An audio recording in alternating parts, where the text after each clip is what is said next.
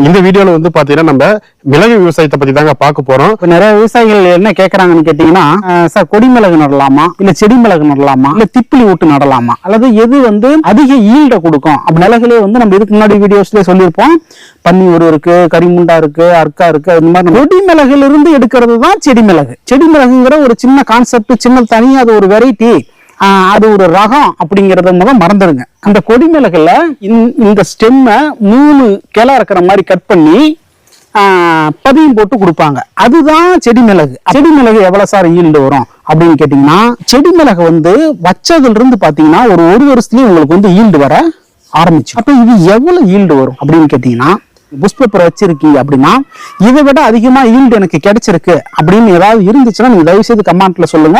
மிளகுல வந்து தண்ணி தேங்கினுச்சு அப்படின்னா வேரல்கள் வந்துடும். வேரல்கள் வந்து டோட்டலா கொடி காஞ்சிடும். ஒரு 20 வருஷம் புஷ் பேப்பர் ஃபீல்டு எங்கேயாவது இங்க இருக்கான்னு கேட்டா எனக்கு தெரியல. ஒரு 20 வருஷத்து திப்பிலி விட்டு செடி எங்கேயாவது இருக்கான்னு கேட்டா எனக்கு தெரியல. கொடி மிளகுல வந்து பார்த்தோம்னா தண்ணி இல்லைனாலுமே கூட ஓரளவுக்கு தாங்கி நிக்குது. ஆனா திப்பிலி ஒட்டு தண்ணி இல்லைன்னா திப்பிலி ஒட்டுல இன்னொரு பிரச்சனையும் வந்து சொல்றாங்க. என்ன சொல்றாங்கன்னு கேட்டீங்கன்னா, அந்த மிளகு ஒட்டு காஞ்சிடுது, திப்பிலி ஒட்டு தான் வளருது அப்படிங்கிற மாதிரியும் சில விவசாயிகள் சொல்றாங்க.